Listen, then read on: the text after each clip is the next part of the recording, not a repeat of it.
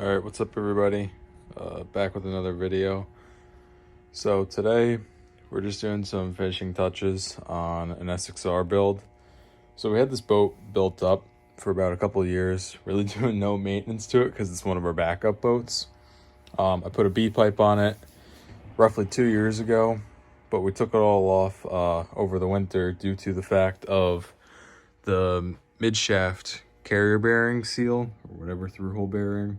Can't see it from here, but we had to redo that because in September we went out for a ride and it was taking on a little bit more water than usual, and we found out that it blew the midshaft seal apart. And when those blow apart, if you don't know, it's a 3-inch hole that you cannot stop any water from coming into your boat. So it was a fun one. Our bilge could not keep up with the water. We had to take the toolbox out and literally start scooping the water out of the boat.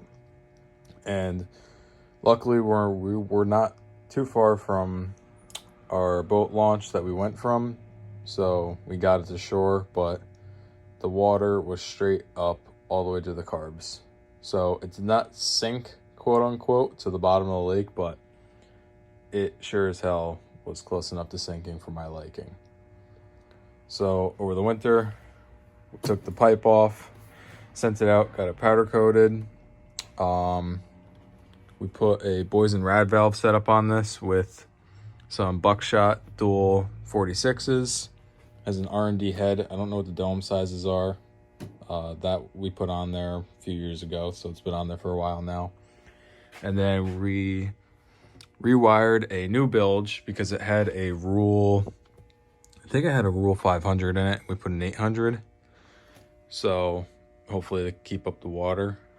We had some other just stupid things done. Powder coated the bilge that we put on there.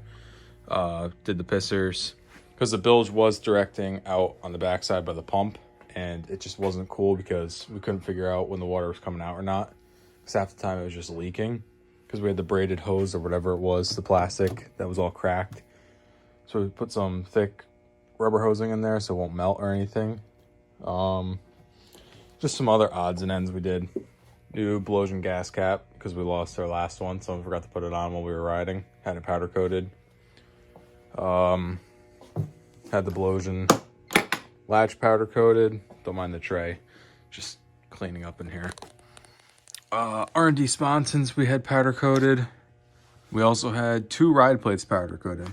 We bought a TBM ride plate for it, but found out that the TBM plates will not work with the R&D intake grates we have. So we have to find a TBM intake grate. So for now, we powder coated. It's a TBM powder coated. We also powder coated the R&D plate that was originally on the boat that we're gonna put back on it. So we have 2.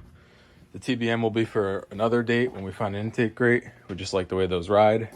And then the only other modification we did was we found a used RP pole. We put this on probably June or July of last year. This always had a stock pole on it. Like I said, it was our backup boat. We kind of neglected it for the most part.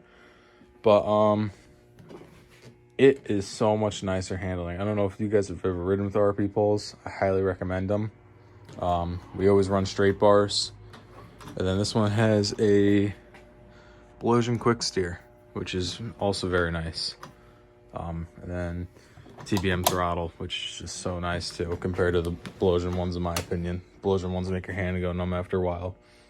But my plan is for today, all I have to do, literally, is hook the water lines back up to the pissers, double check all the hose clamps, get the bilge hose hooked up, and then just cut some zip ties and make sure all the wires are tucked. Then I'm gonna put the battery in, fire it, and then probably fog it just in case, there's any moisture down there. We already put a couple WD drops, sprays on the top of the pistons just in case there was moisture that would coat the rings. To our knowledge, when we whipped it over, no water was in there from when it went down, but it's always nice to just be doing a little preventative maintenance. But yeah, this one's been here all winter, so let's get started. Well, after going back through everything, all the hoses are tight, everything's on, battery's in, and when I went to fire it, it's been sitting for a while, hasn't been ran, so I went to prime it, and I realized my primer was shot.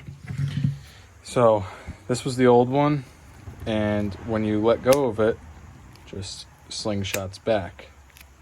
So as you can tell, we do a custom little beer cap on it, but it was pretty shot, hasn't been changed in a while.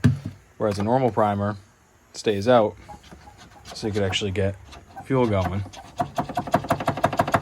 So got a new primer on there.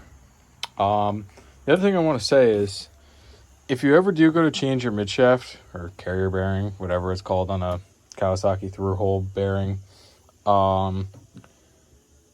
there's no alignment tool, at least that I know of. So I was struggling because there's no what do we call it, like feeler pins or whatever the pins are to align everything, and there's no cold fusion tool that you use on a Yamaha typically. So when I did it, I set the motor in, left the pump in, I never took it out at the time, and just put a bunch of silicone around it and stuck it on. That way I knew my motor was already aligned, my pump was already aligned, so the drive shaft had to have been straight. And I kind of let it sit in where it should be and then just snugged everything down. That's the best way of doing it that I know of. If you're going from a bare hole and nothing shimmed already from the factory, I don't really know what to say to you.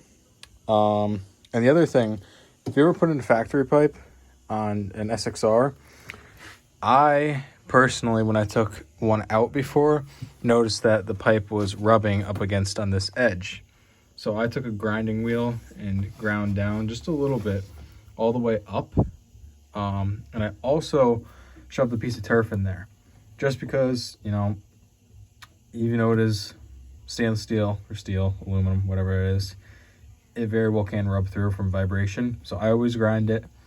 Don't take out a bunch. And I always put a piece of turf in there just to be preventative.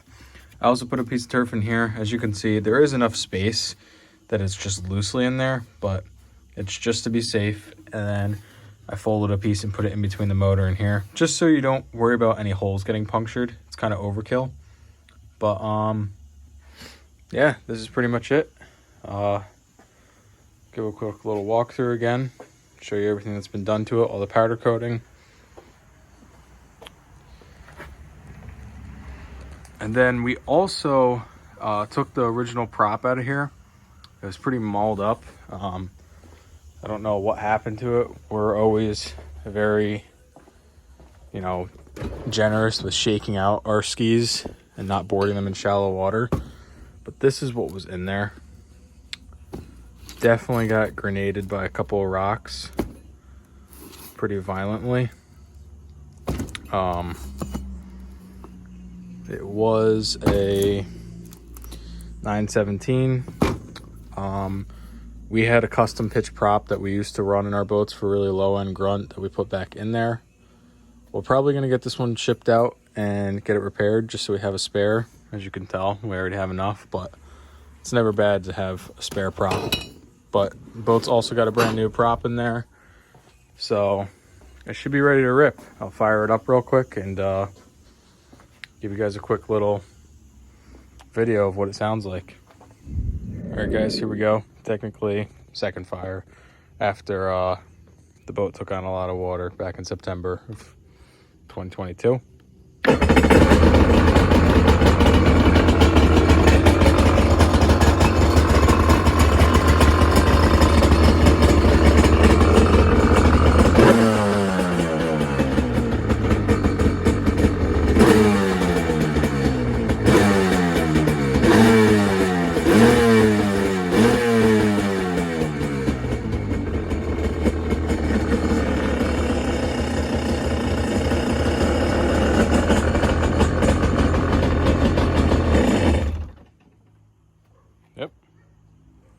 So that's her, back from the dead, ready to rip again.